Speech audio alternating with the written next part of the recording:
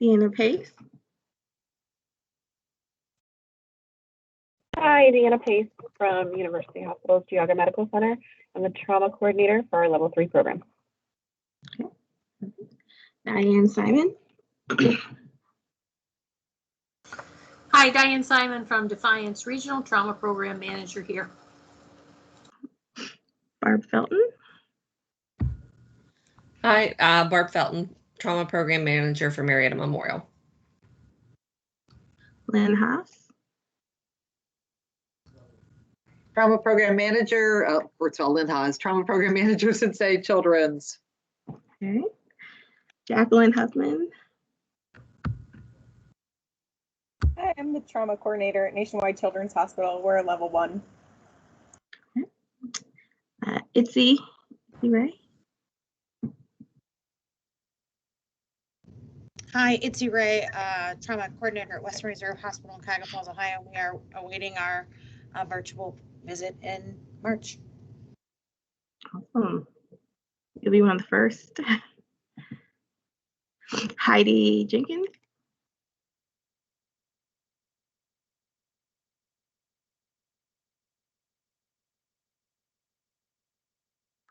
Julie Warholic.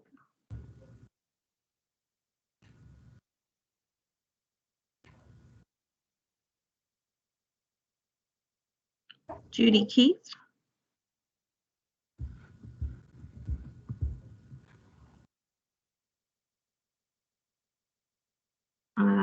Beth Larson. I'm Beth Larson, Trauma Program Manager from Miami Valley South, level 3. Lynn Horton. Good morning, this is Lynn Horton. I'm the Trauma Program Manager for Rainbow Babies and Children's Hospital, level 1 PEDS. Eric Mays. Good morning. I'm Chief of Eric Mays. I'm Chief of Research and Analysis in the section of Division of EMS with the Ohio Department of Public Safety. Caitlin Richard. Hey, this is Katie, Trauma Program Manager for Blanchard Valley Hospital in Findlay, level 3 Trauma Center. Sandy Daly. Crossley.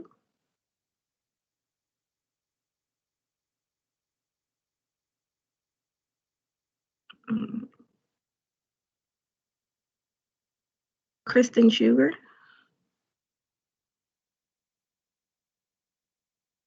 Trauma Center.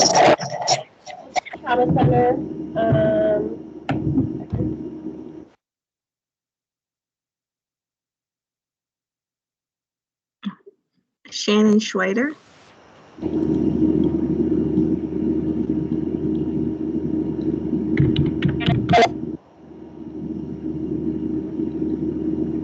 Hi, this is Shannon. Can you hear?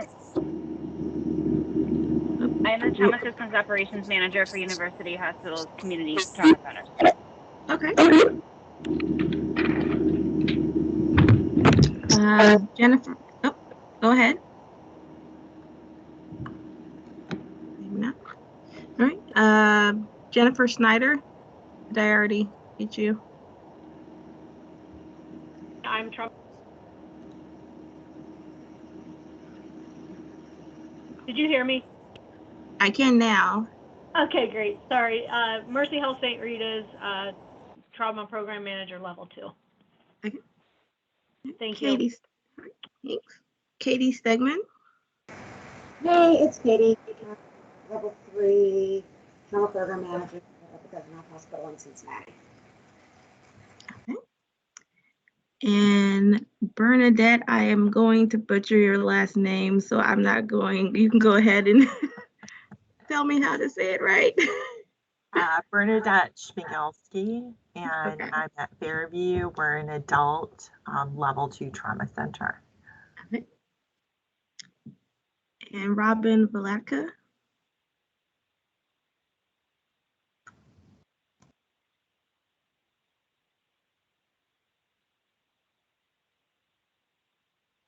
Leanne Worcester.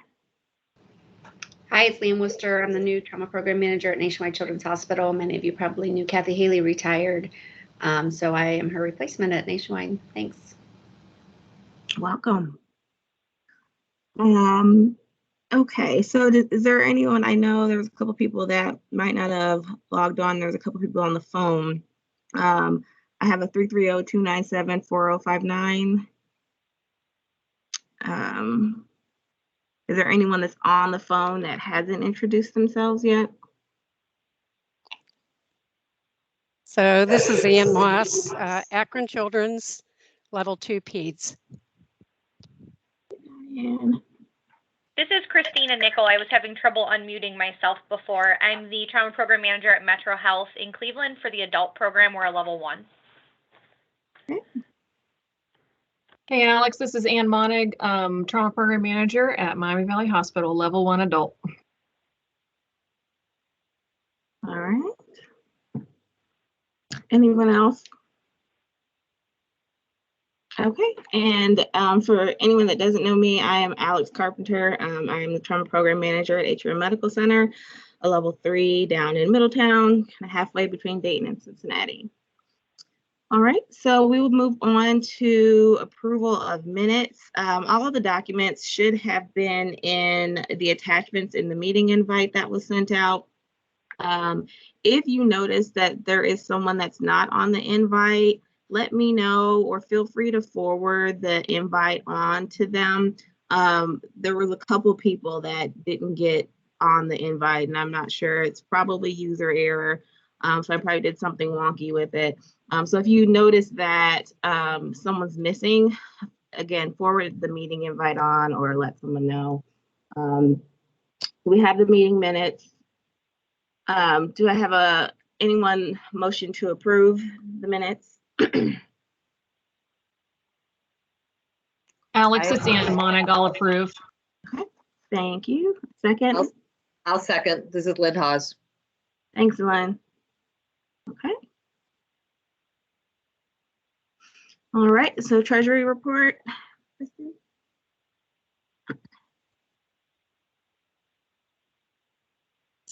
Sorry, I had to unmute myself. Okay, so I sent out the treasury report a little bit after Alex sent everything out. I think the last time we met was in October, so November, December, January, February. Not a whole lot of movement. We did have some applications come through for November and December. And we had some in January. I just haven't deposited that. They will go in today. So I put them under the February slot.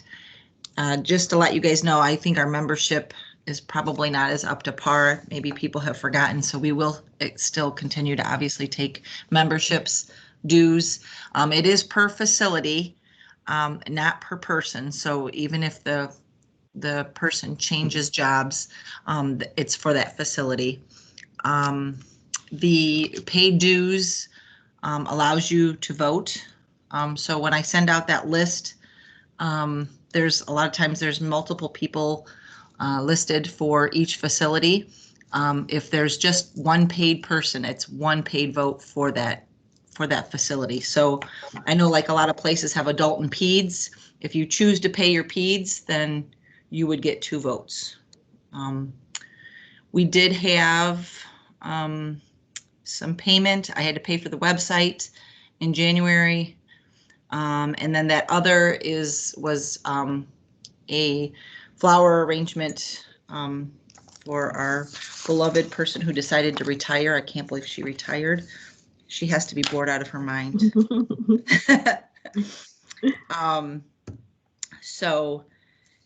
But yes, Kathy Haley retired, so we sent her some flowers. The yellow part for the education is the stipend for the officers, which I have not paid out yet. I was waiting just to let you guys know that this would go out for all the past paid members. Or not paid members, I'm sorry, the last year's, I'm lost for words today, officers. And they're to use that for educational stipend. So technically I had said that there was 38, but with that payment, it would go down to 34,625 and 31 cents. I did receive a request for some monies that came in yesterday. And I will let Alex talk about that, but we are looking at some monies for purchasing Microsoft. So I think OSTNL can have their own Microsoft Teams. She's able to record and stuff like that. So I'll let Alex. The other thing, before you go on to that, Alex, just the other things, as I know that a lot of people have sent me changes.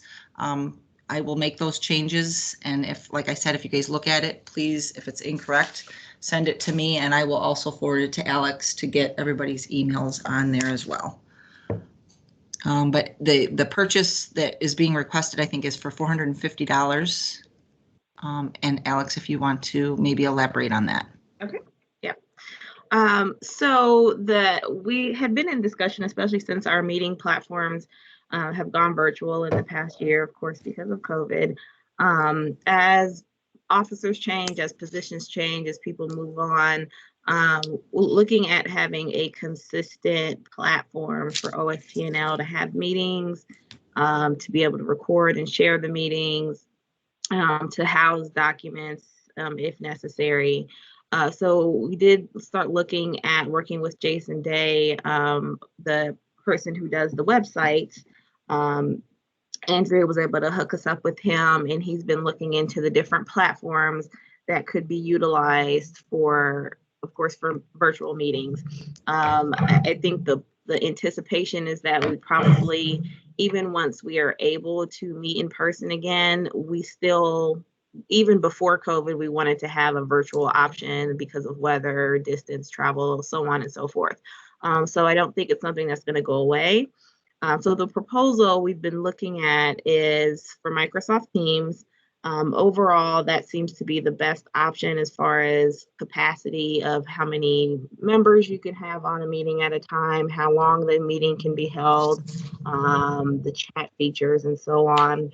The thought would be to also add all of the OSTNL members to a Microsoft team. So then you could have, instead of sending on an email to ask the team for feedback on X, Y, and Z, you could potentially ask for that within the team, and then people can respond, and then we have a running log of that information. The cost for Microsoft Teams is for the business package is $12.50 per month per user, or $12.50 per month per user. The thought would be to have two actual users, and really that's just who is organizing the meeting. So my initial thought for that would be the president and maybe the secretary as a user. So then you can have someone that can actually go in and manipulate the meetings and record and start and stop those things, and add people to the team and so on. So then that would put us at about $300 a year to have the Microsoft Teams capability. And then that way, if it's owned through OSTNL, no matter who is in the position, we're not having to send out new invites or change platforms and learn a new platform and so on. It's always going to be powered through OSTNL. The request was for $450 because I added a third user just in case, since we're still kind of in the investigative stages. I wanted to put the max number of what we thought would be needed. The other caveat to that is Microsoft Teams does have a nonprofit option where they do give a discounted rate for nonprofit organizations. It's about a 50% discount. So Jason is in the midst of applying for that. He did try and get that for us before, and we were rejected. He said sometimes they can be really particular about the applications when they accept it. So he's trying to put it through again. So it's not officially determined yet, but I did want to put the request in to, the ask would be to get approval now for the maximum of $450 a year for this platform, knowing that there's a good chance it will be less than that. Likely $300 if we pay full price for two individuals to have, again, the user access license, and potentially less than that, even at $150 if we get the 50% nonprofit discount. The other piece to that is that AOTR is interested in a platform as well. So they are looking at if we can get access to Microsoft Teams partnering with us and then paying, helping to pay that fee as well. So the number will only go down from that 450, but I wanted to get a request in just in case before we met again, things started moving forward, and then we could potentially have it set up by the next meeting versus meeting about it again at the next meeting. So I don't know if anyone has any questions about that at all. This is Melody. I don't have any questions. I think it's a great idea, and I think it would be really nice to partner with AOTR to help them. Yeah. You need a motion. Yes. So I'd like to go ahead and motion that we go ahead with the Microsoft Teams software to be utilized for our meetings, as well as perhaps ongoing communication throughout the month, and then partner with AOTR to assist them to have a platform as well. This is Lynn Haas. I'll second that. Yeah, Thank you. Thank you, guys. Okay. All right. So I will keep everyone posted. And once we have everything set up, then you'll start seeing that communication come through and adding everyone to the teams. And there'll be much more to come. So thanks. All right. Anything else, Kristen, that you have treasury-wise? Nope, I think that's it. Okay. So next up is the Ohio TQIP Collaborative. And do you have any updates for the groups? I know we haven't met often lately with everything going on, but. So we did meet with Dr. George and Mary Moran and Melody. You were looped in for the VAP group, and Melody, I don't know if you want to go ahead and talk about kind of the plan for the VAP. Sure, I'm happy to. We are really working in that VAP subcommittee for TQIP on seeing if we can assist those centers who are still struggling with VAP as a hospital event. And our odds ratio actually across the state has decreased since it was identified as our kind of highest hospital event in 2018. So that's gone down really nicely. However, we still have some centers that are in those areas that would be higher than desired occurrence of ventilator-associated pneumonia. And so there's a lovely gentleman, and Ann, you'll have to remind me of his name, that created this VAP calculator. Oh, Andy Duplain. He's the PI coordinator at SUMA. Yeah, so we thought first that we would like to make sure that the data was standardized across the centers.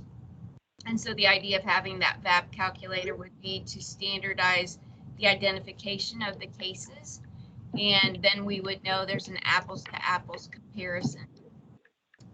Mary Moran is helping us with establishing validity of that tool, and we need some cases. So our small group did reach out to some folks this past week because we don't have enough cases yet to validate that tool. And we'd really like to get that done within this month of February so that it can be utilized this year and we can move ahead with the project. So we are having a webinar that's been set up. It is on February 11th. It's actually a WebEx, and it's from 12 to 2, and it's really just going to be a drop-in if you would need help or you would have desire to help give us some cases. They're totally de-identified, VAP and non-VAP cases, so that we can validate that calculator. And I believe we're up to 7 cases now. It's better. Yeah. It's a lot more. We need a minimum of 10.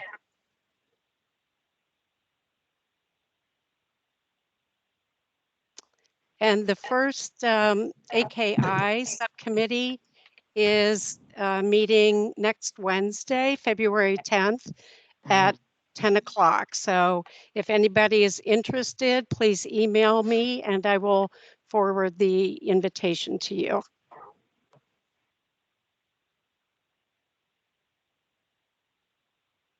So do we have any centers that would be willing to do a couple of those cases to get to that? It's three, did I hear right? There's three more that you need Yes. done?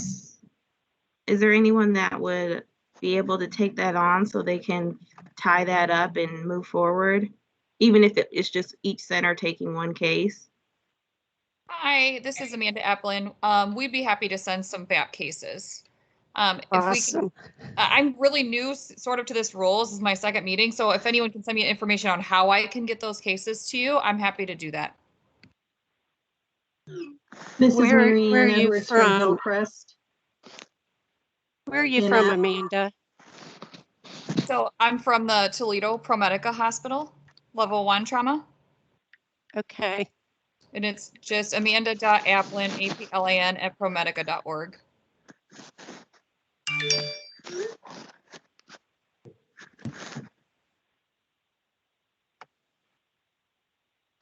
I heard, Mary Ann, I heard you chime in. Yes, Hillcrest will be participating in the VAP. I just wanted to wait till the meeting on the 11th. I had a couple of questions about some of the data that needed to be filled in.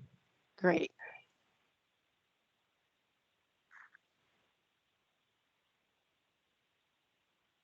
Okay, great. Anything else for the collaborative? I do have, we do have a new COVID survey, but I'll kind of stave that off until the new business. But I'm going to be a really needy person. I have all kinds of stuff to ask you guys today. So I'll add that on a little bit later. All right, so ODPS report. I think Eric was on. Oh, Eric, you're muted.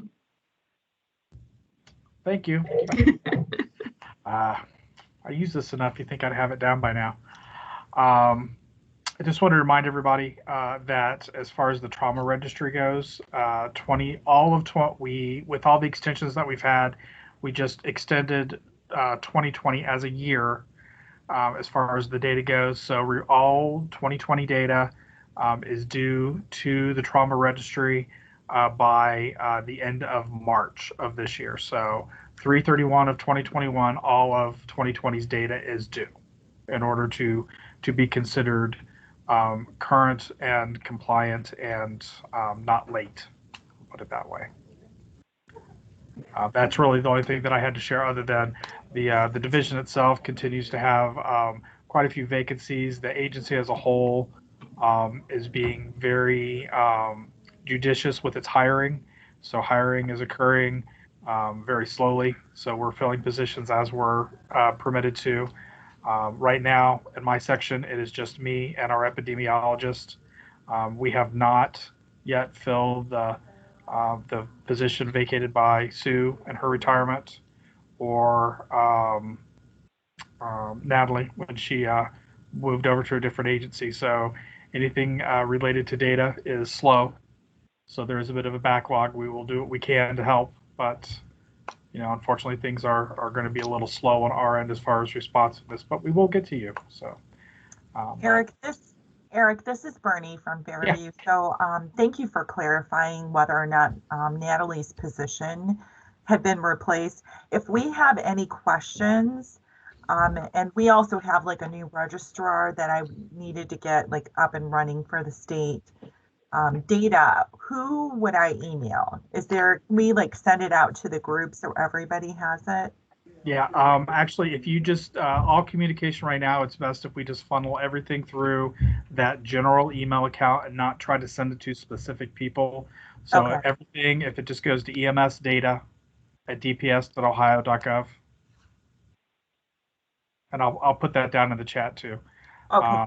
So yeah, if everything goes to that, And if you email me, I can respond. I'll respond with the specific form that'll need to be filled out to get your person set up and for the trauma registry for access.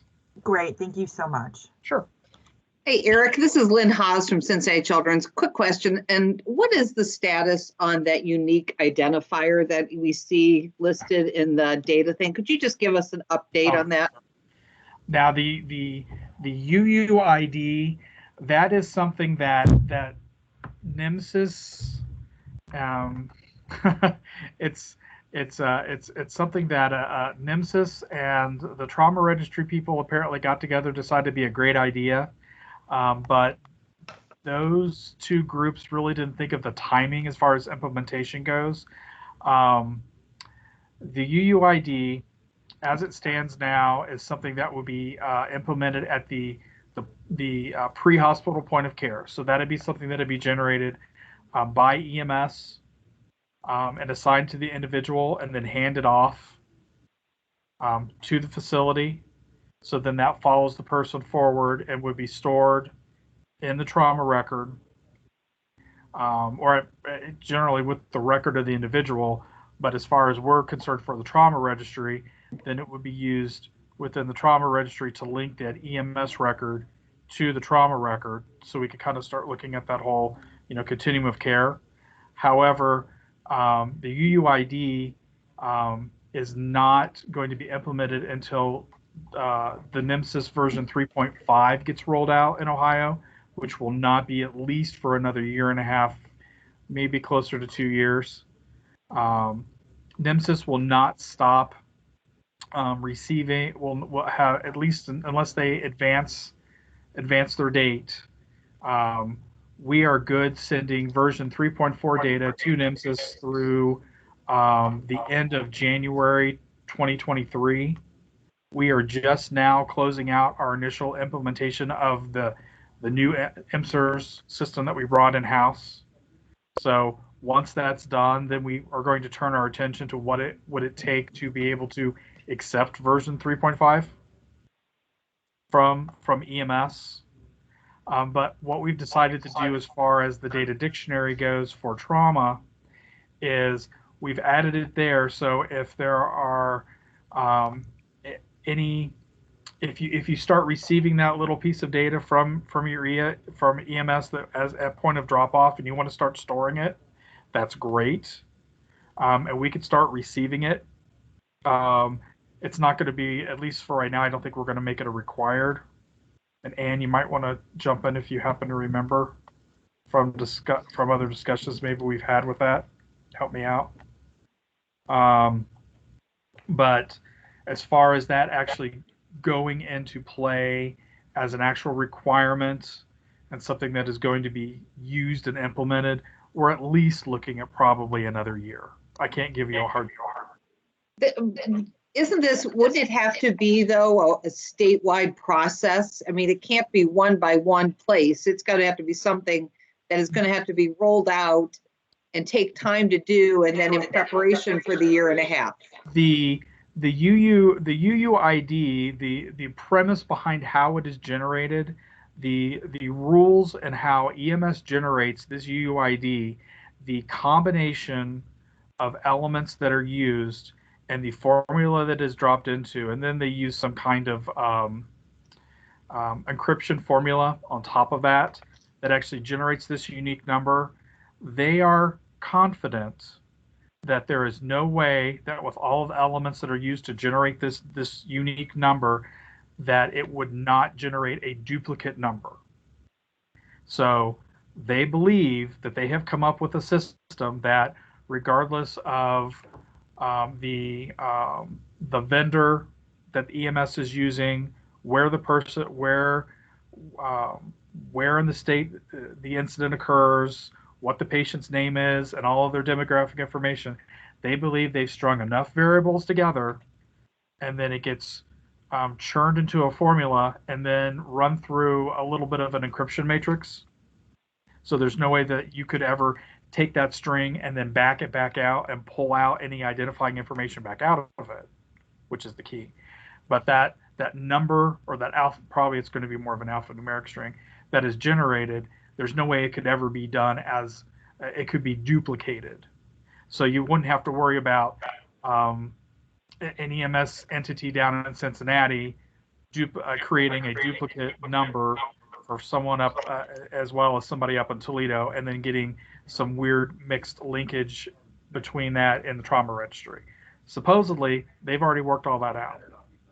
So, but at this point, since Ohio is not even doing version 3.5 yet, we're not even there as far as any kind of implementation goes.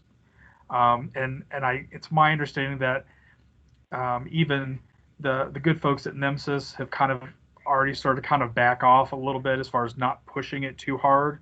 But the trauma registry people were like, yeah, let's just go ahead and we're gonna dump it in, and we're gonna start eliminating all these other fields.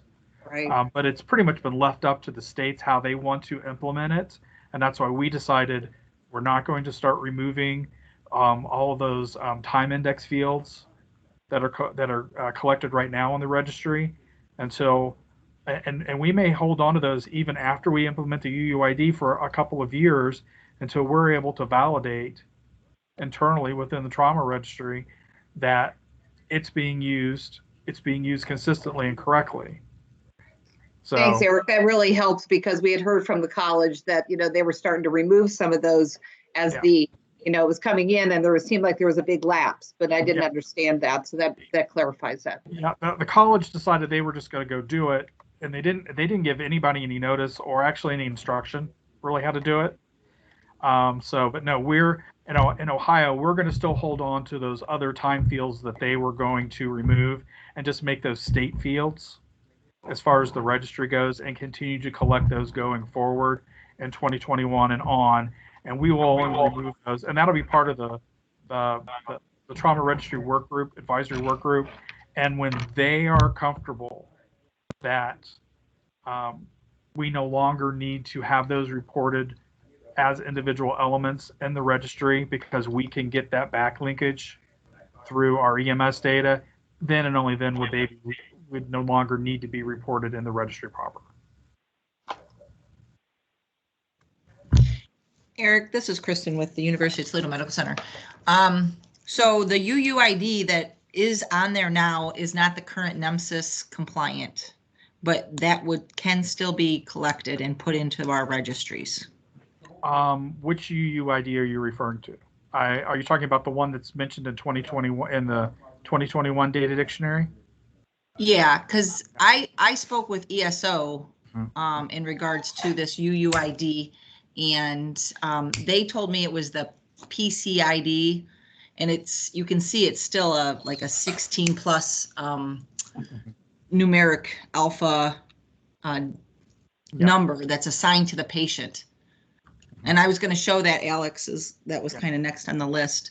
So we started using that because that's what they told us. And you can. I mean, again, but that's, if you choose to use that's fine.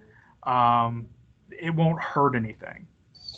But I mean, at this point, until that is starting to be, and still, it's one of those, until you have more adopters than non-adopters, we're not going to start trying to use that for data linkage on our end. And until we have all of the majority of EMS agencies moved over to 3.5, where they're required to be using that, implementing that, using that, and sending that back to us. Because right now, an EMS agency that uses that UUID, as it is right now in the 3.4 data dictionary, we wouldn't necessarily know if ESO has decided to just use that as their general ePCR patient ID number, and that's what they're going to call it, or if that's how they're going to generate and store it. And when they send it to us, they're going to send it to us then coded as the UUID is per our data dictionary. Each software company, what they call it to the user when the user sees it on the screen versus what they send it to us on the standardized label format can be a little different. So You know, they can, you know, on, you know, one vendor can call it UUID, another vendor can call it standard patient number, another vendor can call it something else as far as what the end user sees. But then they make the decision, is that what they're going to be using that meets the criteria to then send to us as the UUID per our data dictionary requirements. Does that make sense? Yeah, kind of. Trauma's always ahead of the game, it sounds like. We want a UUID, and AEMS is nowhere in the making of it. Yeah, so, I mean, until version 3.5 is implemented and the software vendors have to be, because like ESO is a big player in the field, so like ESO as just the example, they will have to be NMSIS certified as a 3.5 version 3.5 vendor. And so until they get that certification from NMSIS, you know, a lot of what they're talking about is, you know, might be just kind of what they're thinking as far as how they're planning on implementing it. But I don't think they've received their 3.5 certification. I don't think anybody has. Okay. Okay. I have one other question. As far as the data submission to the state, is because in the past there's been some issues with some facilities in Northwest Ohio and that's not been received. Is there a person we can contact to make sure that our data has been received? Past, I think it was Natalie, but I have to check with. It would normally that would have been Natalie, but since right now there is no Natalie, your inquiry would just have to go to that general box, and then eventually somebody would get back to you. And unfortunately, that somebody's probably going to be me, and it's probably going to be you might have to wait a couple of weeks to get a response, depending on when that hits, because I'm not only doing my job, I'm also doing both Sue and Natalie's right now as well. So God love you. Okay. Yeah, if you can give us that in the chat of sure, where the general box is, that'd be great. Thanks. Okay, well, perfect segue. I guess I have ESO and the town hall.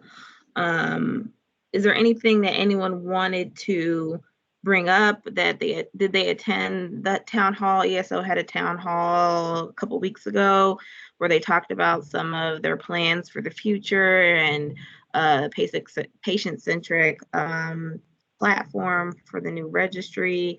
Did anyone have any comments or anything they wanted to add on that before Kristen kind of gives her brief presentation on some things that she found?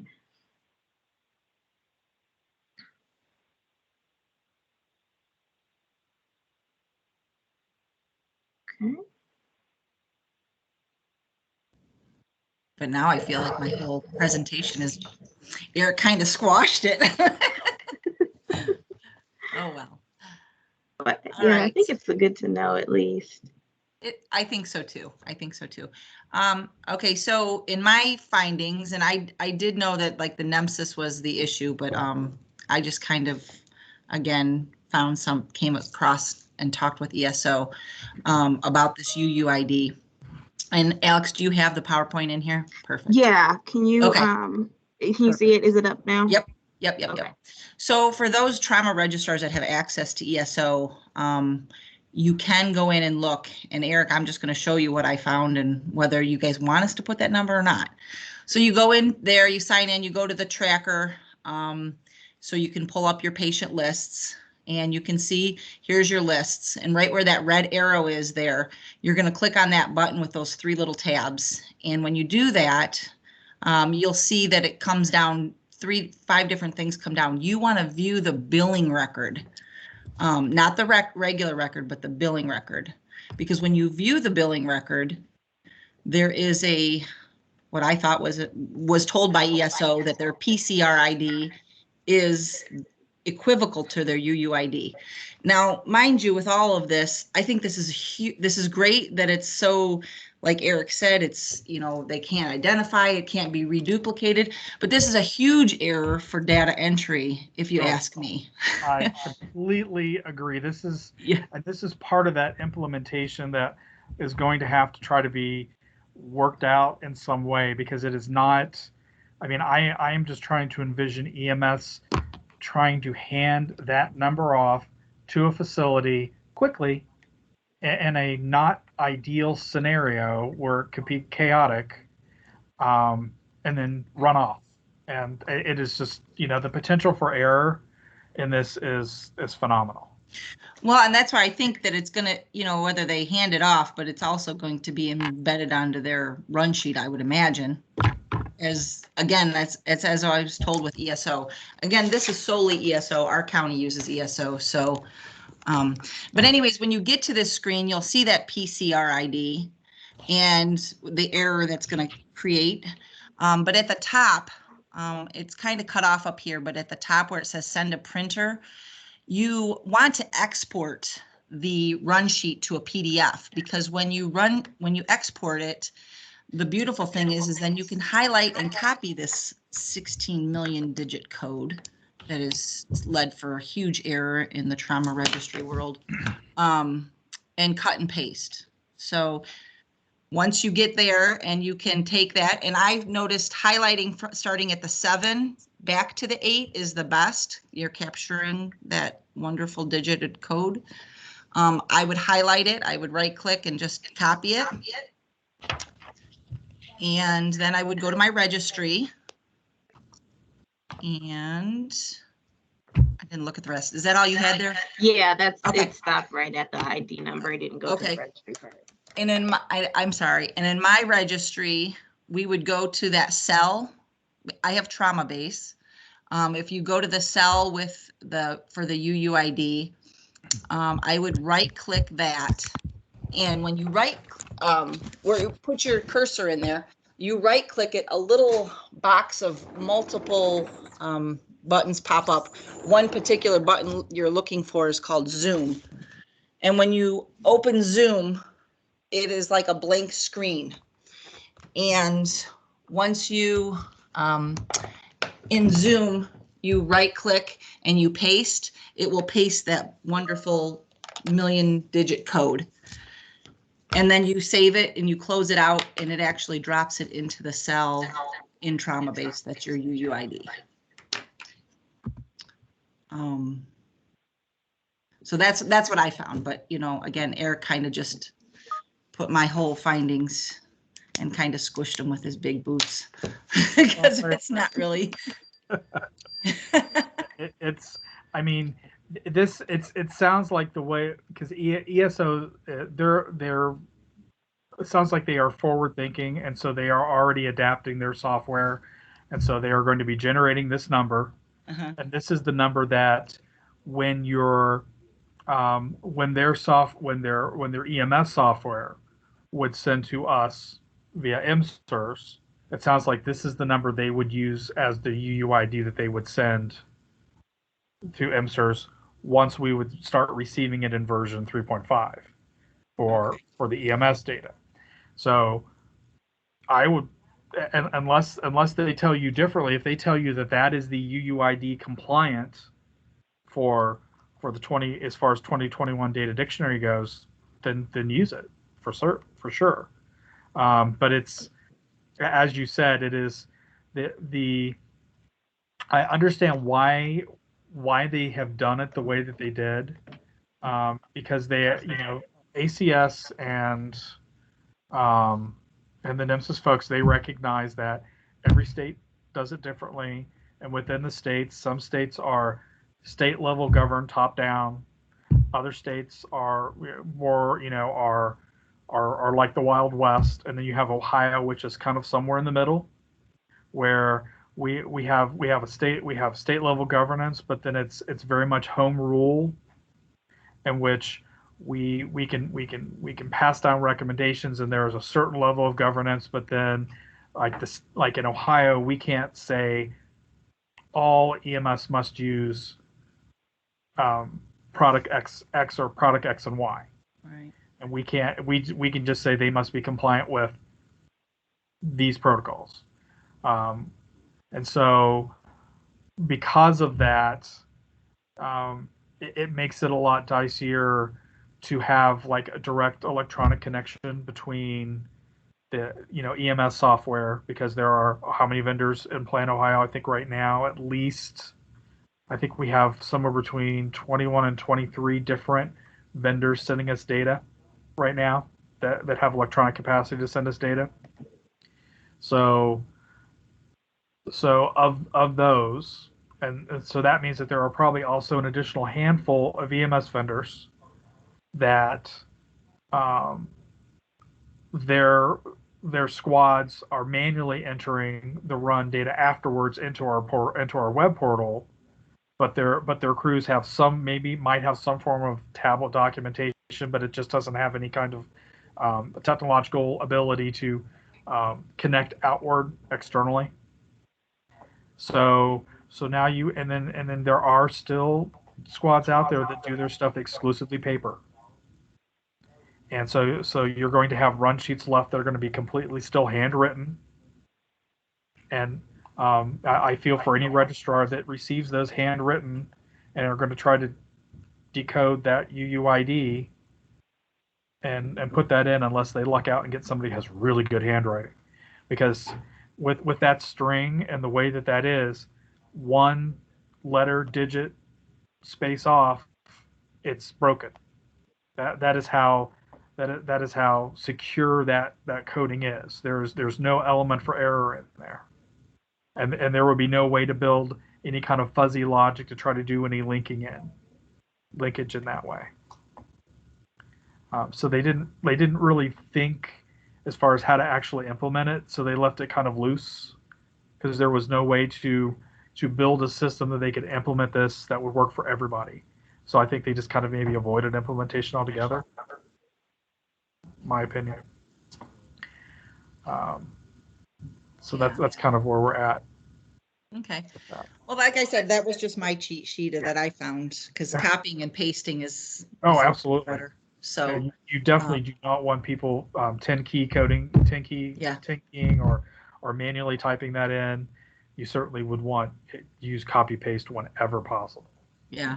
So, and again, it's that what I showed you guys was for ESO and trauma base. I'm sure DI or whoever else, there's probably a way to paste. I just don't know and familiar with it, but. And I will even caution you with copy paste that, occasionally when you highlight something and you copy and then you go to dump it in your clipboard, if you've been doing that a lot, sometimes the clipboard doesn't always update, and when you hit paste and it actually pastes the thing previously, not what you just did. Yes. So as a kind of going a little deeper into the weeds than we probably should be, but as that training element, you would want to have your people still visually make sure that they don't just drop it and go, that they're going to need to check that, because those numbers are going to start blurring together after a while when they start doing a lot of them, and they're really going to need to check closely to make sure that it really did put the next one in and not the one that they were just working on before. Otherwise, now you've just linked two charts. Yeah, charts together that are probably completely unrelated. You're absolutely right. And I wanted to add too, when we looked at getting into ESO, because we have ESO and we have a good amount of our agencies on ESO, at least the platform, the agencies that actually use ESO software for their run sheets, those are the ones that we could see that PCR ID or UUIN number on. The agencies that we have that don't use ESO, they manually upload their run sheets into ESO, didn't have that number. So if you do want to try and use that and you don't see it on some of them, that may be why as well. Yeah. It could also be the version of the software they're using too, if they've got an older version of ESO software. And I know that with the different mergers that occurred with ESO acquiring the other products, and they're working towards trying to make something a little more streamlined. And so there may be some, they have multiple versions of products floating out there and older versions, and they may not have gotten everybody updated to the most current version, or people might not have existing service contracts either. So you potentially have agencies that they purchased outright, or they don't have an ongoing service contract. So they did their initial purchase, they have their software, and if they're not using ESO to do they're not using ESO servers to do the pass-through, to do the actual upload, and they're doing manual uploads themselves. So they may actually not be getting ESO's updates. So they have older versions because they own the software outright. And they would actually have to either enter into a service contract or completely update their software as well. And some EMS agencies, money is very, very tight for them, especially in more rural areas. And so this may be an effort that lasts much longer than just moving to 3.5. Just heads up. Thank you. Sorry. Thanks, Kristen. No. No, it's good information for all of us to kind of at least keep in the loop on.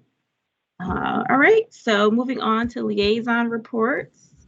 We'll start with Diane and Julie. I'll start off here. As you know, we had Kathy Haley, who sat on the State Trauma Committee since its inception. So she spent a good piece of her career on that committee. She resigned and opened up that seat. In my years of being chair of this committee, I have never had to replace that seat. So I didn't realize how terribly awkward it was. As a general rule, what happens is ODPS staff and I get together, we go over the resumes and the CVs of the candidates, and I give my gut feel, and if they concur, then that's who gets the seat. This was a different animal because I know you all, and so of course I think every candidate from this organization goes up there is just stellar. So I kind of had a little conflict of interest. So basically for this seat, what happened is I sat quietly and the staff discussed it, and if they asked a question about something, I could answer it. But other than that, I did not select this person to fill this position. I let them do it so there would be no conflict of, well, you just wanted to get a level 3 in there, or, nothing like that. So Julie is who they selected, Julie Waharlik, to fill that trauma program seat. I think she'll do a great job. She has a lot of experience in the field, and she is a good voice for the level 3s, and I know she'll be a great voice for OSTNL. So we're very happy to have her sit in Kathy Haley's seat and represent the trauma program managers of the state. So other than that, the only report from the committee itself, besides that, is that currently we are working on, we had a grant that produced a series of documents regarding education, trauma education throughout the state. So it looked at education given to physicians, nurses, and EMS people. It did it statewide. It broke it out into regions. It's a very thorough, in fact, it's 9 reports. So it's huge volume of data. What we are doing now is creating work groups, 2 work groups, to really dive in there and see if we can make some changes to maybe increase the education. So we've got a global work group, and Dr. Bertram is going to head that, that looks at all the reports kind of as whole. But we also have a rural specific education work group that we're right now going to focus just on those areas where we believe there are gaps and what we can do. So anyone interested in serving on either of those work groups, just let me know. I'll get you in touch with whoever you need to be in touch with.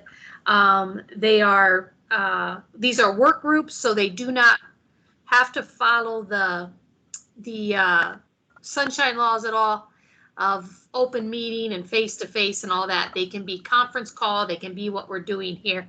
So some of those stickier rules you don't have to worry about with work groups, and that's why we created it this way. So other than that, I think that's about it. Okay. All right. Julie, do you have any words?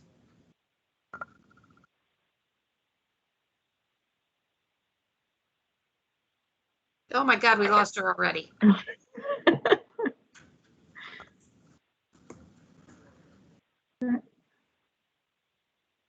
Give her a second. Okay. All right. Well, hopefully if we can reel Julie back in, we'll go ahead and go to the MFATS board, and that's you again, Diane and Stacy. If Stacy's got the report, let her go ahead. Is she on? Not sure if Stacy is on. Let's see.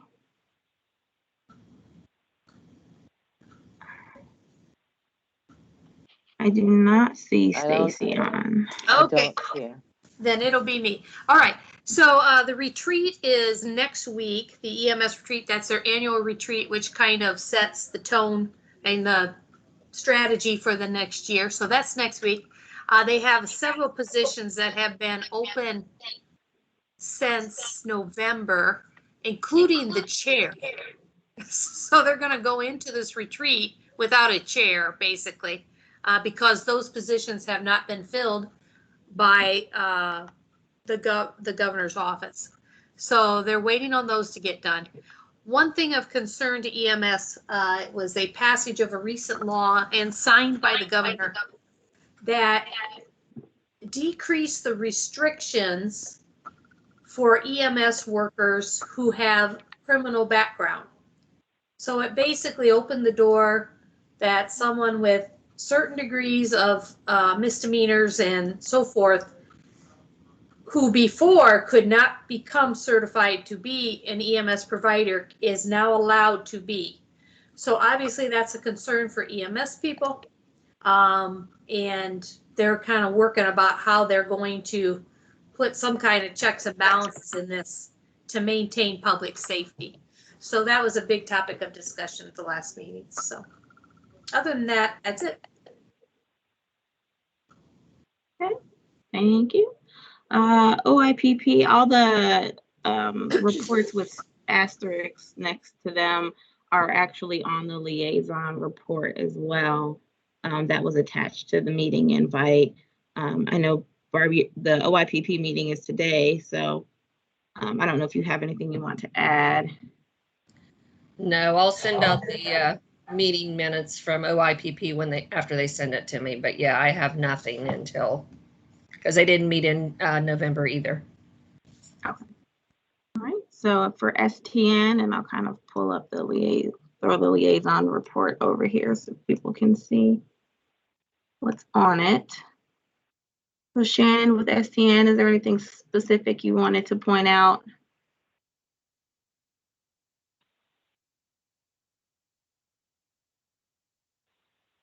Hi, it's Shannon with the STN report. So most of the information is verbatim on the liaison report.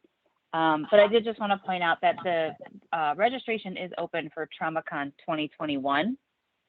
It is not free. It is virtual March 26th and 27th, but it is not free. I believe members are $150 and non-members are $250, or early bird and after that. So definitely if anyone's interested, check that out, but it is not free and it is purely virtual. All right. OCOT, let's see, I don't think we have, I don't know if there's anyone from OCOT. Nickel, I'm on the phone. I work with Dr. Claridge. He's my medical director, so I'm supposed to give updates, but I have none. I know everyone's real surprised. From what I understand from Dr. Claridge, and I didn't get a chance to talk to him this week because he's on service, it doesn't seem like there's a whole lot happening with OCOT right now, but if anybody has any specific questions they would like addressed, please feel free to email me and I will do my best, but I cannot make any promises because these people are hard to pin down. Okay. All right, thank you. Lynn, anything with PTS? PTS, things are going forward.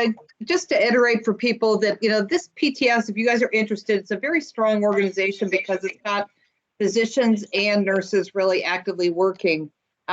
We did have yesterday a hour-long session where they did a virtual presentation on the virtual site reviews, on how they did that. And they went over that with Todd Maxson and David Mooney and Maria McMahon. So that was good. They're going to have monthly presentations on other things too. The other thing I just wanted to mention, it kind of came up when Diane was talking about the education. there's one thing coming up that's being done by PTS is it's a platform on how to do, they're developing an app on how people can do resuscitations for pediatrics, for the adult people. So it'd be things that you would have to look at for either rural places or places when you have a child coming in, what you would have to do that would be different for resuscitation. So that might be something we might put in with education later on. It's still being in the testing phase, Diane, so, but it might be something people could have access to later on. Okay, great. That sounds very interesting. Yeah. I mean, it's an app that they're testing, and there's a lot of physicians on it, and it's a grant that's been done. They had a $50,000 grant. So basically, it kind of goes through things that and it's very high level, like you need to do this, be sure you're kilograms, be sure you're in this, be all these things you should do for the peds resuscitation versus just to help remember and to remind people in a time of stress, because a lot of people get stressed out when they see that little kid coming in. Yeah, no, I think that'd be really helpful. Okay, so regional trauma systems, Danielle, is there anything that you wanted to add in addition to what you have in the report or anything to highlight? No, not really. So just that we're still kind of moving forward with the project. You see a SurveyMonkey should be going out here in the next couple weeks. This is just pretty much to figure out with the trauma centers how we think we could best capture the ED to IR. There's a ton of procedure codes, so we're just trying to work through those things right now. And then like you have up here the validation project, so that's still kind of on hold just because of the data being delayed at the state level. And then we just continue to talk about the ACS gunshot wound study just to keep everybody up to breast. And those webinars will be starting, I believe, February 15th for all of those who are going to be doing that study. And that's pretty much all I have. Okay. Thank you. All right. And then lastly, for AOTR, I believe, I don't think there's anyone on, but they did give us an update. They are not doing an advanced OTRC currently, but they're going to continue to do the class online. We'll be conducting a needs assessment and reviewing feedback for that online course. And then their education committee and AOTR will be doing an overview of the new NCDS and state dictionary changes. Also, the transition to AIS 15 is now finally happening in 2021. So that will be a transition period that is coming up here soon. And I guess they will be also discussing the new cloud-based registry from ESO that's proposed to be released at some point next year. Again, on that town hall, they didn't give any definitive deadlines or timelines on when that was going to be released that I recall, unless someone else has something to add. But that's all we've got for AOTR. All right, and moving on to subcommittee reports. Education, Carly.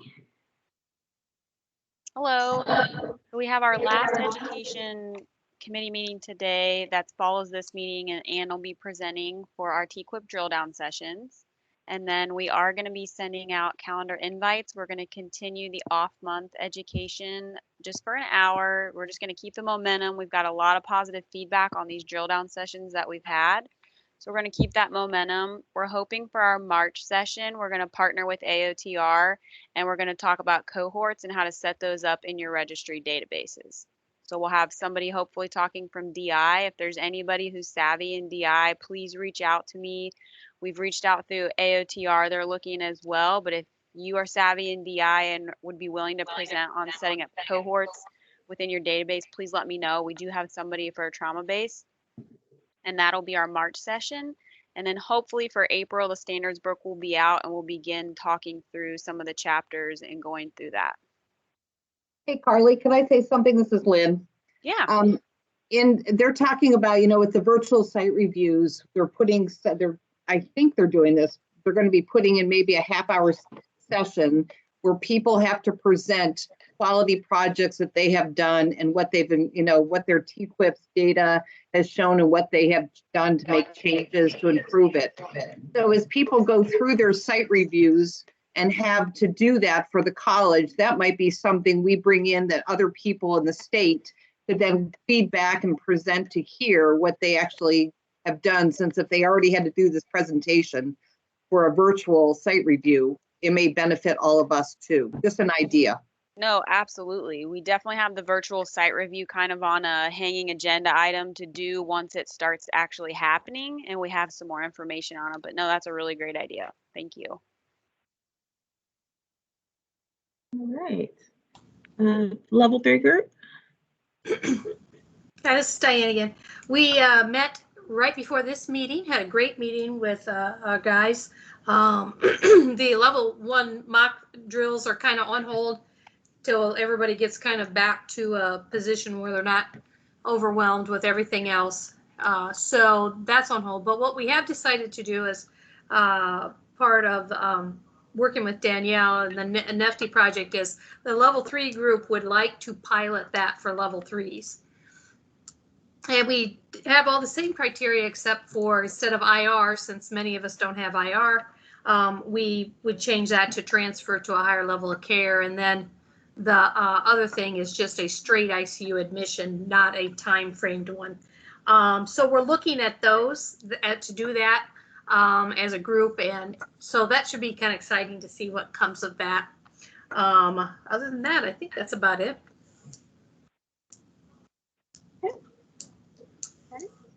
PI committee, and So our next meeting will be April 2nd. And we have them scheduled from then on for the rest of the year. okay. Okay, great. And website, Andrea. I think you covered our major updates already with working to get Microsoft Teams, hopefully for both OSTNL and AOTR. So I know Jason's kind of doing his homework, figuring that out for us being, any tax breaks or anything we can get from it. But anyways, yeah, I don't have any new updates. If you guys have anything else that you'd like to have added to the website as you're perusing it, please send it my way and I'll get it added. Great, thank you. All right, so moving on to new business, kind of running through, this is good. So the 2021 COVID survey. So of course, you guys know through the Ohio Collaborative, myself and Mary Moran and Dr. Tinkoff worked together to put together a kind of a survey on how COVID-19 impacted trauma centers across the state of Ohio, which we did have a poster presentation at TQIP for. So we wanted to keep that going and kind of see how the impact has changed and kind of do a year in review follow-up survey. So Mary has put together another REDCap survey. I assure you it's not as long and tedious this time as the first one. It's much shorter. There's not a lot of data that you have to collect like we had in the first one. Most of the things you should be able to kind of answer off the top of your head. Largely, it's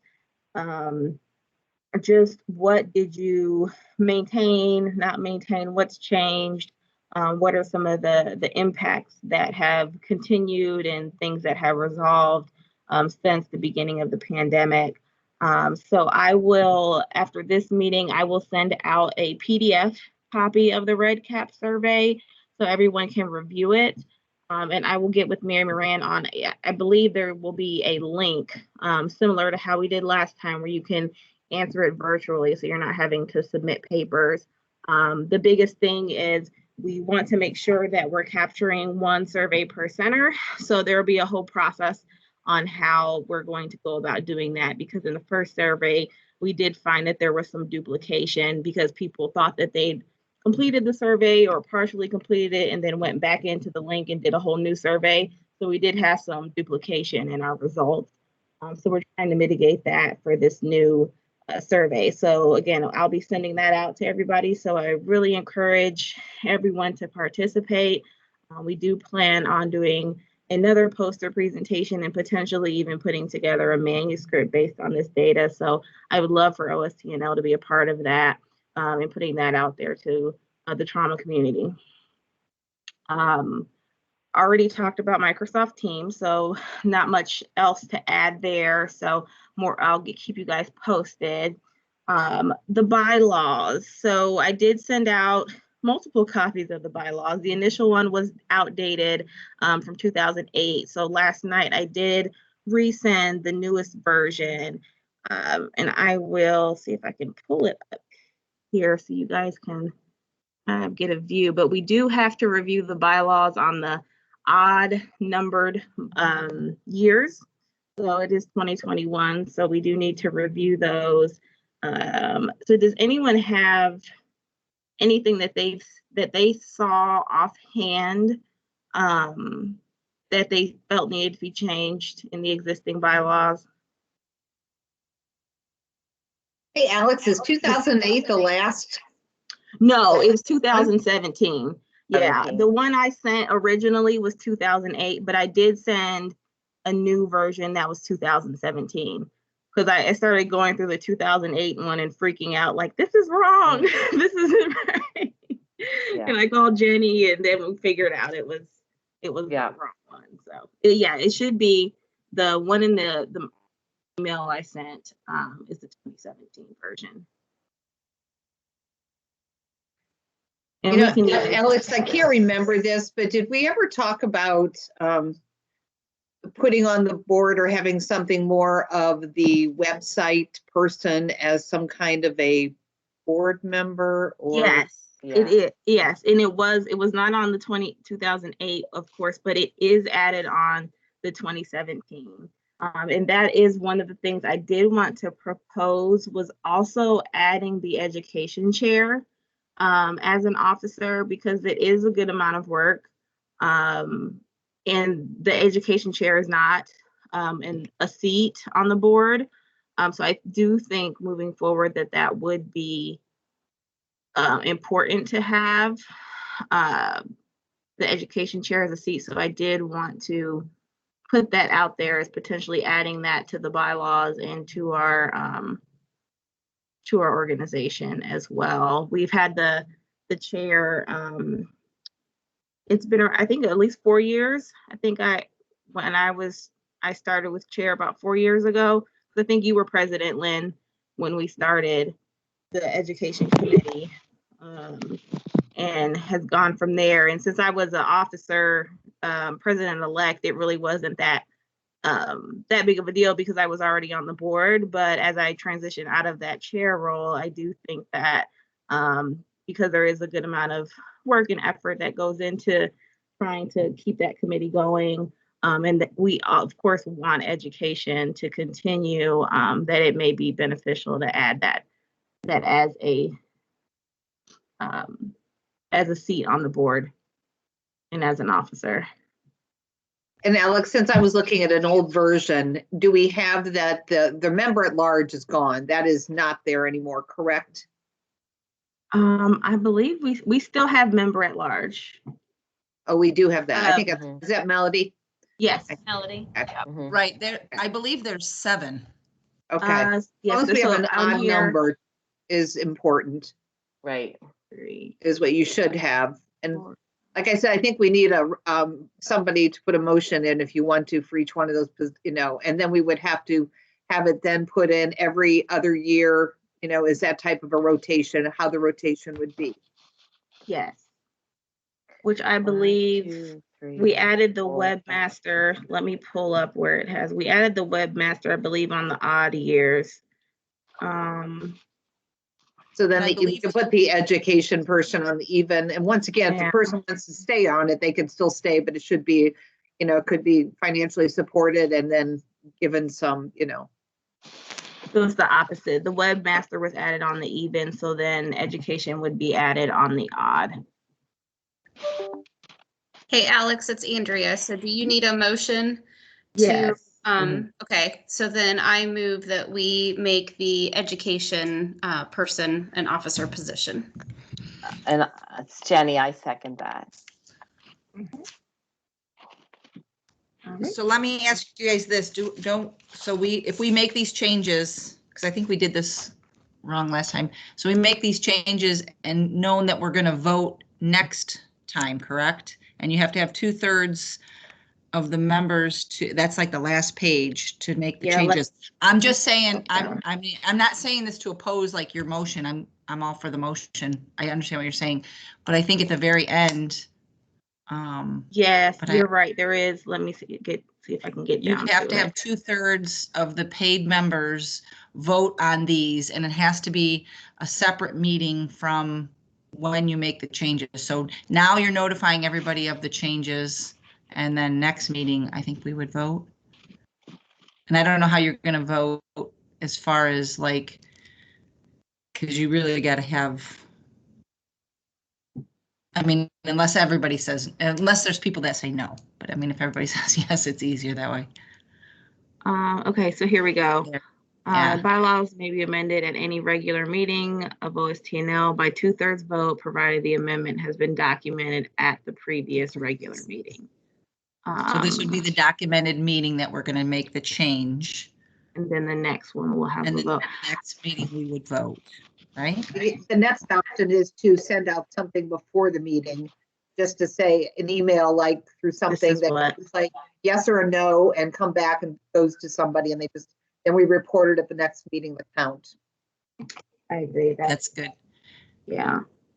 And I saw somebody said you could do Survey Monkey. I'm not concerned as far as like, I just need to make sure that you have 2/3 voting. So for example, right now, how many paid members we have at that time, you need to have 2/3 at least present to vote is the key. So when you do the Survey Monkey or this, you probably should have them put their institution that they're representing, so you don't have multiple people and they're paid. You want to be down parliamentary. Okay. Kristen, does it have to be paid the ones that are paid right now, or could we say the ones that are paid through December? Because we really should have done that in December. I just know my bills are really hung up in I would just payment. Those that would be paid in April. I mean, because again, I think with COVID and everything, I'm not saying by end of December. Now, if we were voting like later in the year, then I would, but I would take the vote. Totally agree. The paid people of that day. Yeah. So get your paid memberships in, guys, if you want to vote. So you can vote. So I can put together a Survey Monkey. I believe there's some voting capability in Teams as well. So Andrea, maybe we can get with Jason and see if he knows how to set that up, because then that would be even easier if we could have it set up within the meeting. And then you can have that quorum and make sure that it's voting members that have paid and all of that. So we'll work on that for the next meeting. And Lynn, I think that's a great idea to have it in writing sent out to the group, so then we can actually vote on it at the next meeting. Hey, Alex. It's Andrea. There is a question in the comments, I think it's a good question, about privacy concerns with voting. And I'm not familiar with voting in Teams. When you vote, if your name is associated with it, or if we should stick to Survey Monkey because then it's anonymous. Yeah. If they don't, I would say if there is an anonymous method in Teams, then we could look at it. But if not, then Survey Monkey will probably be best. Okay. I agree. I have one other thing too and again, Alex, I sent you an email because I didn't know, but like when we motioned, what did we motion at the beginning? For Microsoft Teams. For the Microsoft Teams, were we supposed to like at least ask if anybody opposed? I don't know, like those. So we technically should have probably said, is there anybody opposed? Yes, we probably should. Okay, so I think we need to revisit that. If that's how it goes. I don't know these rules. This is why. I have Ms. to read Haas through those never rules still.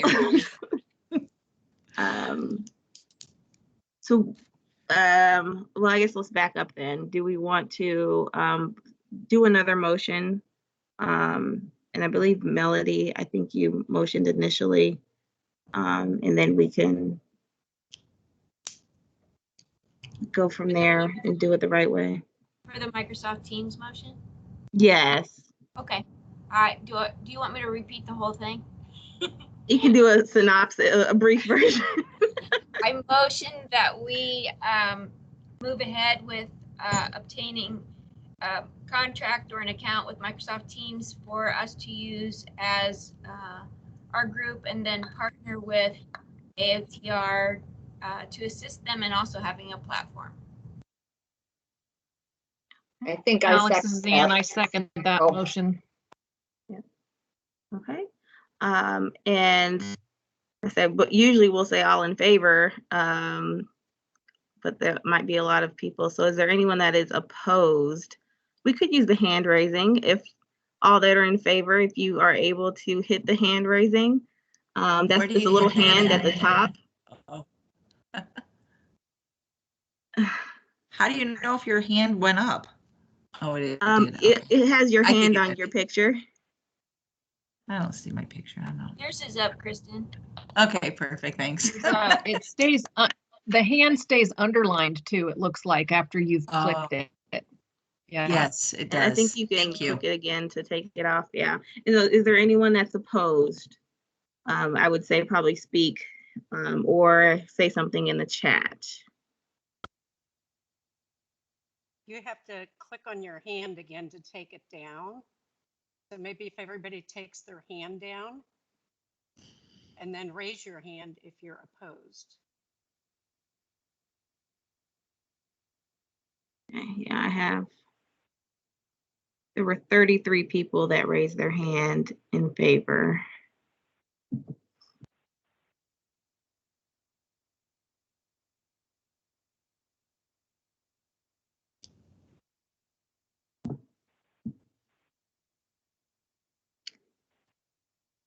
Is there anyone that opposes? It's kind of hard to tell with the hand raising. So Yeah, you have to take your hand down. You have to click on it again to take your hand down.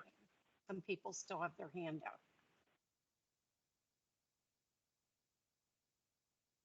So yeah, I would say if you're opposed, just put it in the chat or verbally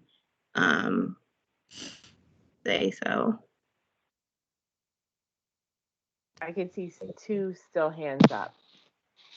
Is that Judy and Jean Butler? Are we? Okay, are you guys opposed, or is it just a lingering? At any point, that's only two, so it's majority. Majority. Okay. Okay. The majority. We'll move forward with that. So then going to, is there, I guess, do we need to, with the seat, should we do the motion all together with amending the bylaws, or do we want to do that separately and do any other changes as a separate motion? I thought we were doing that in the next meeting. No. Well, just the No, motion. Just, okay. This is the motion, so next time we would vote on, we can vote on it, right? Yes. Which we already did. I guess we did put the motion out there, so we will just do a 2/3 vote at the next meeting to amend the seat for the education chair. The only other edit I saw, and it's probably just me being nitpicky, under the board of directors, we changed a couple of the he, she pronouns throughout the bylaws, but there's still one that remains. Again, under board of directors, we just have under H, it says appoint replacement if past president is unable to fulfill her term. So just to match the rest of the document, we did have, I think, his or her, so we can be inclusive.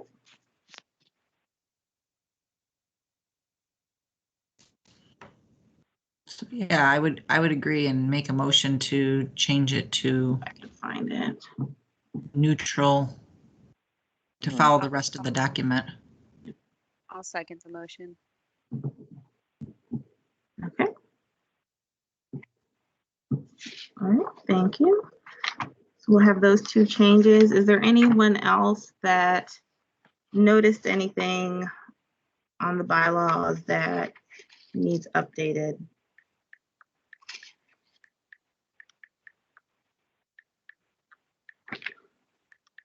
This is Bernie from Fairview. So I've got a quick question. With the upcoming changes with PI coordinators, are we going to include them in these meetings, or do we want to do half the meetings with PI coordinators so that they can also participate?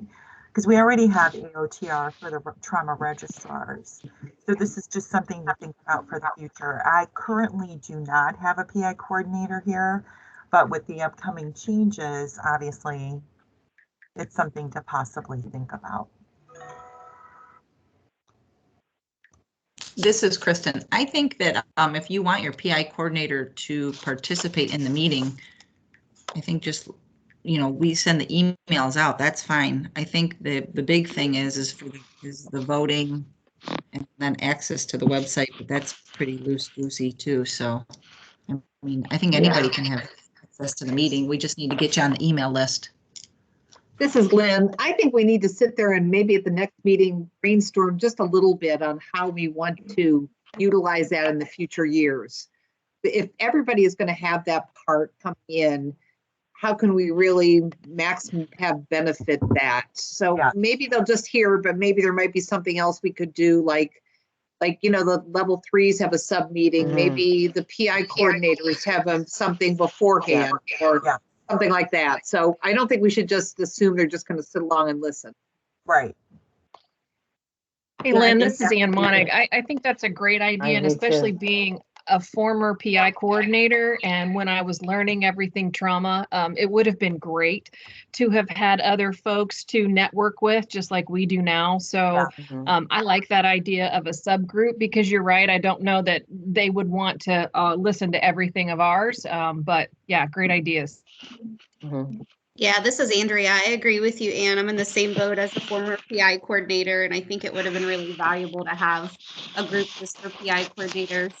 I think part of the question on the table, though, is do they join as voting members? Like, do we need to expand our voting members to 2 per institution, or are they just a subcommittee? They can participate but not vote.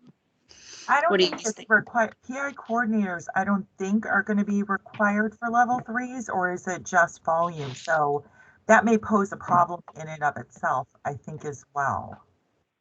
I think definitely there has to be more discussion about it coming up.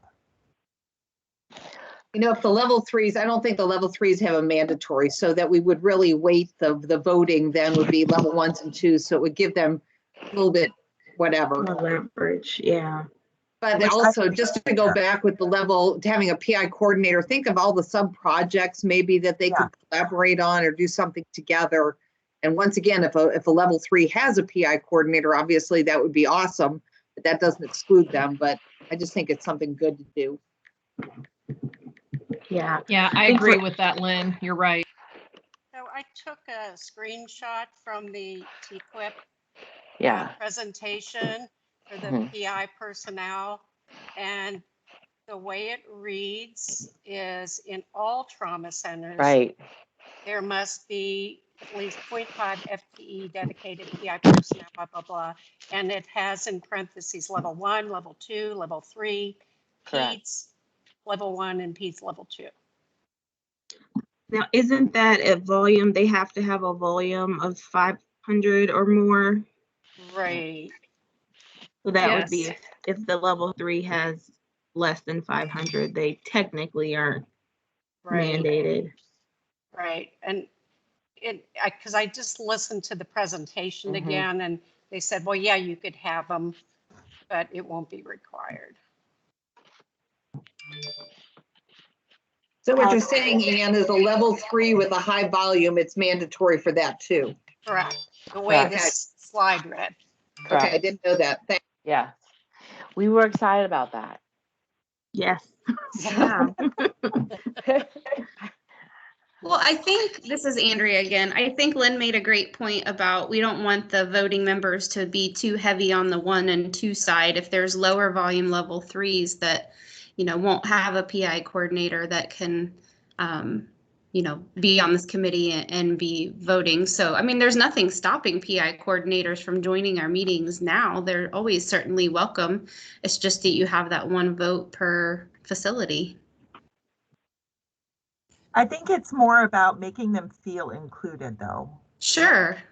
I think a So- subcommittee is a fantastic idea. Yeah, I think we definitely need to talk about this a little further as far as like how to make them more valuable in this committee. Absolutely. What would be great is if you had a subcommittee and then you could really have like a chair of that and have that on a standing report within your agenda. Definitely. Well, I think with having the Teams meetings, it makes everything so much easier to include other people too. Mm-hmm. So that's one good thing of COVID. Yeah. And I think maybe that would be added into the discussion, because the section I have here on membership, the way it is worded is that membership should be limited to RNs who function in an oversight role of a hospital-based trauma program or trauma system. So maybe if we decide there can be some verbiage added in, not to necessarily say give voting rights, but like it was suggested, to have the PI coordinators feel more included, that we actually want them to be a part of the organization and represented. So maybe it's just adding some of that verbiage to the membership section. And maybe we can kind of think on that a little I think bit. that's a great idea, because I think as this expands in the new gray book that's going to be coming up, registrars are already required to do some sort of education. I think that's going to be the same thing with PI, that's going to have to be focused towards trauma. So allowing them participation in this and just saying that there's education that's being done is also invaluable to them. Yeah. Alex, I know one thing that's been coming around is having the job description for that. So maybe that's something we could start trying to think for people that need a job description, and who has them and who's out there from the state. Putting that out there, collecting them all and having them in one spot. I know we already had several that were out there. People were sharing that. So at least 4 or 5 people, I think, shared their job description. I believe somebody asked for that. Yeah. Yeah, you're right. They did that. I think we shared them in December. Someone had asked, because they were, with the new regulations, they were happy to put that forward in their organization. Can I just ask one question about are you trying to get that for your year of 2021, or you're trying to get it right away, or everybody's doing a combination of things? I'd love to get it right now, but yeah, I'm me going to be shot down. Yeah, I'm pushing for now. I'm pushing too, but I was hoping for July. Yeah, I'm pushing now. I know Okay. I got this site for the for the state, and told me I'm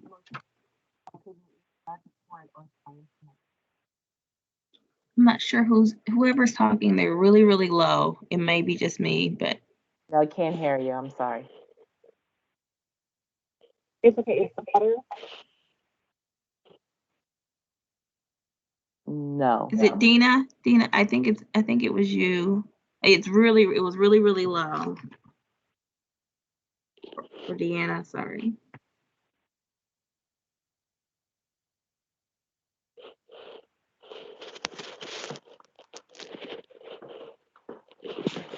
Alex, this is Melody.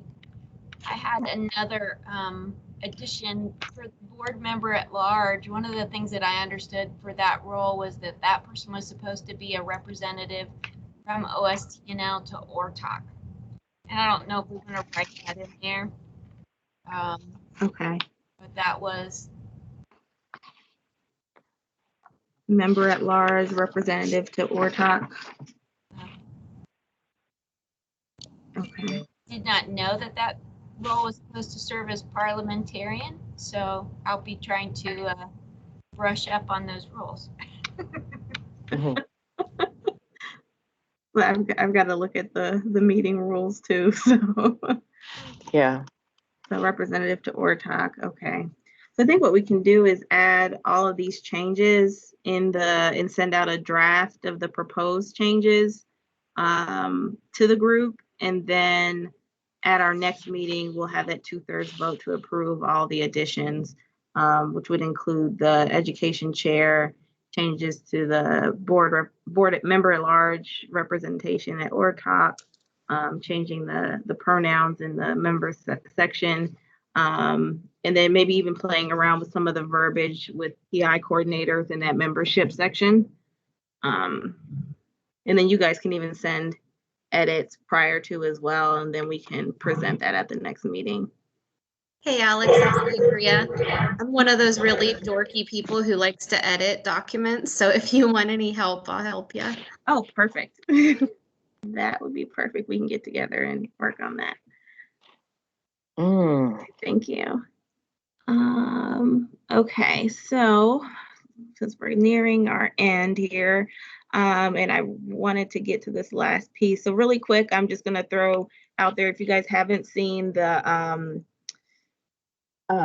email that just went out, I believe it went out yesterday, that the virtual site visit applications are now live. So if you are within your year and a half to be re-verified or verified, the applications are open. So if you haven't seen that email, look for it and submit your application. If so, for us, we don't go until we're pushed back to the end of 22. So I don't believe we'll be submitting until the end of this year. But I know there's a lot of people that have that coming up. The only other thing that I have other than that is our new officers. So Heidi Jenkins is our new secretary. So congrats to her and welcome. She will be taking over the secretary duties. And now I'm going to start begging. So we still do not have a nominee or a person that has volunteered to move into the president-elect seat. So now I was the previous president-elect and has now been transitioning into the president seat, and Jenny is moving into the immediate past president. And we would like to keep everything moving forward. I just wanted to see if we could get someone that would be interested in taking on that president-elect seat. It is not a ton of work. Mainly, you are just supporting the president. Really, the past president and the president-elect kind of share that role in supporting the president role. And in the event that the president can't attend something, the president-elect will help out with that, or the past president. Jenny has offered to help out with anything as necessary. It's really good, really looks good to the college if you have a visit coming up that you're being involved in a leadership role within the state trauma organization. It's not scary at all. It's really honestly not a huge amount of extra work, but we do need someone to fill that seat. So if anyone has anyone to nominate, I wanted to take some time to really kind of focus on that so we can get somebody in there, because I won't be in this role forever and I don't want to be. So if someone is interested in that, please let me know now. Or if you'd like to nominate someone for that seat. Because I mean, everyone in this group would be awesome for the spot. And it's a chance to learn. Throughout the couple years that I was in it, I got to learn from Jenny, learn from the group, and try and figure out like how, the best way that I wanted to maneuver as I transition roles. So it's not as scary as it seems. I think one of the best things is that Alex and I worked together. We were able to bounce ideas off of each other. We kind of had some routine phone calls just to say what do you think? Just stuff like that. So it is a nice role to collaborate and, expand your horizons a little bit. So.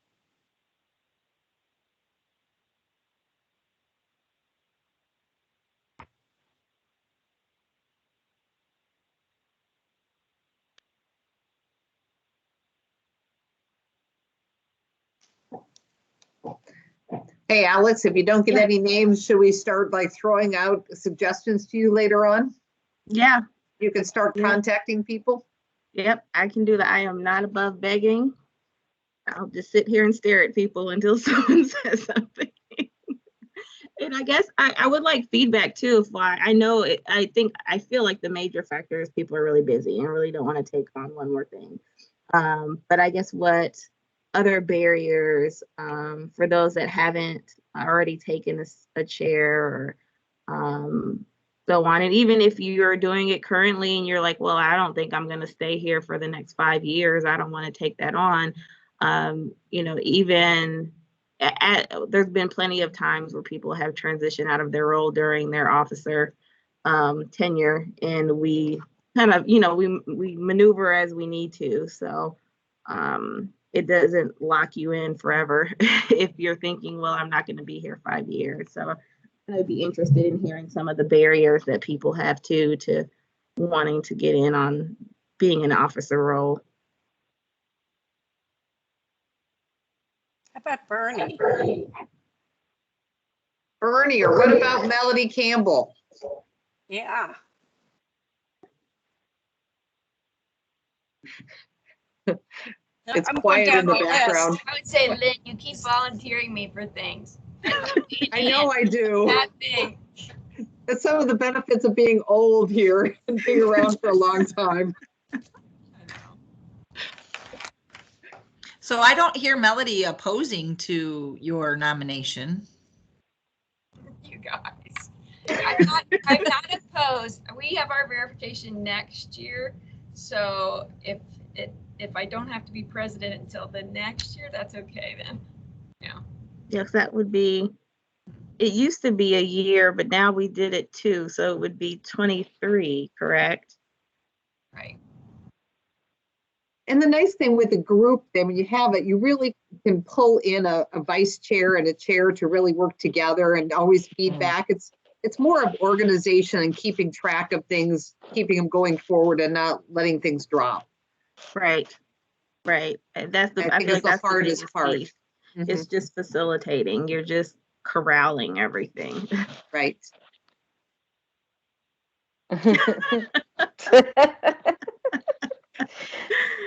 I like seeing your face, Melody. Yeah. Is there anyone else Well, that would like to nominate? Bernie, you're quiet. I'm kind of in the same place that Melody is because we're doing our virtual visit, hopefully in February of 2021, but I'm not opposed. Yeah. Okay.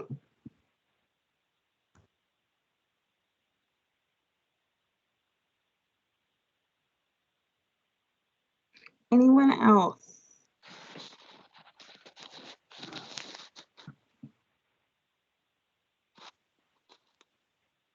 So if Melody does take on, we would have to look at a member at large to fill. I don't think we have anyone written as a backup for that, but we'll cross that bridge when we get there.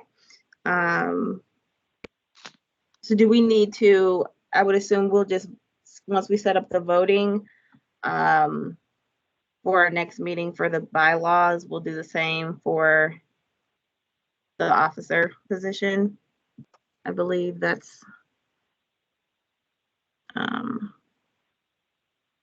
loosely what was written in the bylaws. It would be a vote. Yeah, that would work. Okay. So if anyone has any other nominations in the meantime, reach out to us, let us know. Again, it's definitely not a scary position, and we have tons of support to kind of help you through it and learn the ropes. So right now I have Bernie and Melody on the list, but if there's anyone else that is interested, reach out to me or reach out to Jenny and let us know. Okay, all right, so that's it for new business that I have. Now really just have time for roundtable, open discussion. I won't go force everybody to say something, but Does anybody have anything that they want to throw out there into the ring that they want to discuss or updates they want to share on their programs?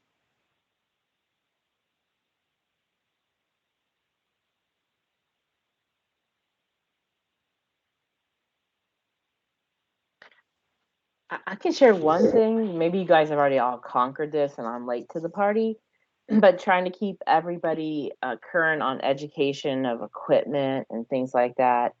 We are moving this year towards using the QR code. Maybe you've all, and so we put that like on the Sager Splint, Bucks Traction, and then the level 1. People seem to like it. I'll let you know if it really makes any difference. So maybe you've already all done that and we're just late. So. I don't even know what that means. You know how when you go to the restaurant and you scan the menu with that little thing? Yeah. It shows you what the menu is. So you put that on a piece of equipment and then they can take their phone and then scan that and it gives like the directions or any, you could link it to a video, or we've had some fallouts with some splinting issues, some pretty significant fallouts. So then we gave like, splint shouldn't stay on for very long because we do a lot of education and emailing and flyers and just didn't seem like it was. I think the word I was looking for is we were looking for more of a functional fix. So we're trying that. Still might fail, but I'm happy to share with you. So yeah, that would be awesome. How do you even? Is it like IT that programs the? Well, so Erin Ward, for some people know Erin, I know from TNCC, she researched it. She works in the emergency department and kind of figured it out. So we just started our first 2. And then, like I said, my goal is to get that on the level 1 for across on all the level 1s in the hospital, because it's always still a big, people get nervous with the level 1. So we'd be happy to share, and I'm happy to share any if it works or not. Yeah, that would be awesome. That would be really awesome. That's great. Was there a lot of cost to that? No, it's free. We like We'll take 3. Yeah, well, I mean, it's just something she figured out on her own, and then I'm sure other people use it, but I'm happy to send you out. You can actually, on the Sager Splint, you can, if I email it to you, you can put your phone up to it and see it. It is a little blurry that way. It's more clear when you're right next to the splint, except, from an email. But I've really been struggling with this year with any education that we had provided and everything we had done. I feel like we kind of lost a lot of ground in 2020. Yeah. So I'm trying to make that up, and also people are not that interested. So trying to, make it a little more interesting and easier for them. So if anybody has any other suggestions, please share. Are you able to track like who uses it, and so then they were educated on it? So I have to confirm that with Erin. I don't know that answer. We were looking into that, and I don't know if we really got a conclusion, but that would be fantastic if that's true. That's still a good resource. I think that's a great idea, Jen. Yeah. Well, it wasn't my idea. But it was someone who works with me. I'm just sharing our ideas. So. Well, thank you. Awesome. Does anybody else have anything? I have one question, and maybe this is just to kind of get a pulse and get maybe a temperature opinions about, does anyone, specifically kind of the level 1s or 2s, does anybody outsource their trauma registrars?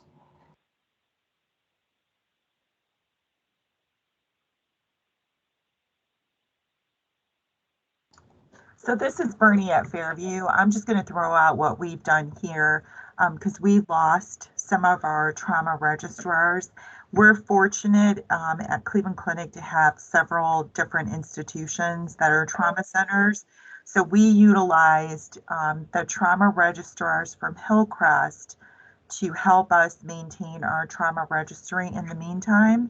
And they're getting paid overtime, which really is not going to affect our budget here at Fairview, because obviously our productivity is, through the roof. So that's just one solution that I did here. And I'm grateful that Hillcrest wanted the overtime.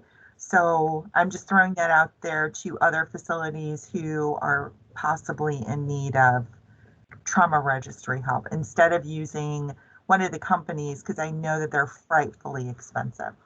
Yeah, I agree. Thank you for sharing that. I'm wondering, it was brought up at my institution, and it's really not to receive help. It's more to completely outsource all of the registrars and use a bigger company. So they would be offsite using, like, the company's called Qcentric. So they would be employed. The position would be essentially eliminated. From Fairview's standpoint, the cost associated with that would be way too high to outsource all of it. And I don't even know what their report writing skills are. I know that they do the data abstraction. I'm not sure about report writer and then downloading to state and TQIP as well. That was my thought. Okay. I would be worried that you wouldn't be able to be in contact with them. I would say, I mean, I'm in constant contact with the trauma registrars, and I don't know what kind of service they say they can give you. Like, well, from my understanding, they're guaranteeing every service. So, you know, do this, we can do that. I'm very skeptical and hesitant to agree to any sort of this work. So I just wanted to see if anyone else had experience with this, or if anybody else has any tools or my understanding, even when I'm looking at the new guidelines in the 2020 standards, we have to have designated FTE for specifically data abstracting, which is a lot different than our primary case review, PI coordinator work. But I am limited on the discussions. This is sort of a higher level executive decision, but I fear that they may have a misunderstanding about the expectations from the ACS. So I really just was trying to get some feelers and some opinions about if anyone's had experience with this or attempted this or any feedback really. This is Bernie again from Fairview, and just so you're aware, apparently the trauma registrars that will be abstracting don't necessarily have set hours. They make up their own hours, which was one of the problems I had, because if I'm here during the day and I need questions answered or something, they're not going to be available. So they basically don't report, at least from what I understand, back to the trauma program manager. I have a huge problem with that, because if I'm running a report and the data doesn't make sense, obviously the first thing I do is go back to the registrar and say, hey, listen, can you help me? Let's drill this down. But if they're working at night, that doesn't help me. Yeah, thank you for sharing. That was certainly one of the concerns I have brought forth in my last meeting about it. And really, you know, I'm really grateful for any other feedback or input or experiences. Again, I have those same exact concerns, and also our registrars do also assist us with other duties that are not registry related, you know, outreach and things of that nature too. So anything anyone has about that, I would appreciate. I can say for the University of Cincinnati level 1, they don't outsource anything, if that helps you at all. Another level 1 versus they don't. Absolutely. Yeah, I was actually trying to find any level 1 in the United States that uses this as a service or outsources their registrars. But I'm unable to find any. I actually worked in Minneapolis for 5 years, and I reached out to all of their trauma centers, some old colleagues, and some of them never heard of this business and were very surprised that it would even be considered. So I was just trying to see if anyone even has heard of any other center successfully doing something like this, so I can present a good case for it. So it'd be interesting to see what their productivity standards are as well. I would ask them if they're available for when you have your site verification or re-verification to help in that process on that day. Are they able to run reports to clarify questions that they would have at your visit too? Well, they say they can. They can do everything. So but you know, I was on a meeting with them and a couple people from their actual team, and I was asking some challenging questions about data abstracting and their availability, and the other pieces of them not being local, you know, out of state, and how would they get. My site visits coming up next month, and 25th and 26th of March. So I had some pretty big questions about that, the timing, and just a lot of different questions are coming up. So I'm skeptical and trying to get some any other guidance. I would wonder if they would share with you a list of their other clients that you could contact. Yeah, that was on my list of questions too. That's a really good one. Thank you. And then the other thing is, are you a member of TCAA? I'm not, but when I did speak with my Hennepin County Healthcare in Minneapolis, they did say they did present that business, and I'm looking into that currently. So that's helpful. That's a good resource to kind of reach out nationwide to, pose that question. Mm-hmm. It's a great idea. Thank you. Great. Thank you for that. So in the interest of time, we are out of it.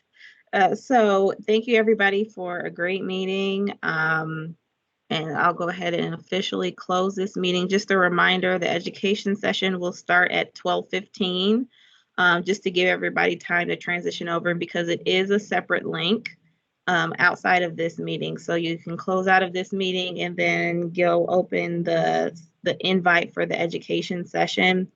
And we'll see you over there. If you don't have the link, or if someone doesn't have the link, let me know. And I will send that, or you can forward it over. And absolutely, I just saw Ann's text.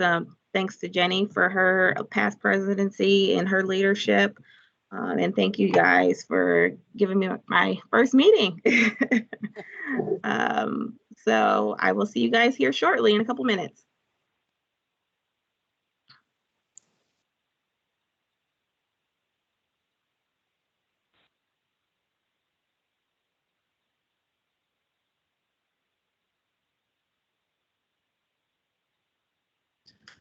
Alex, you did say it's a different link, correct? Yes. Yeah. Okay. It's a separate link.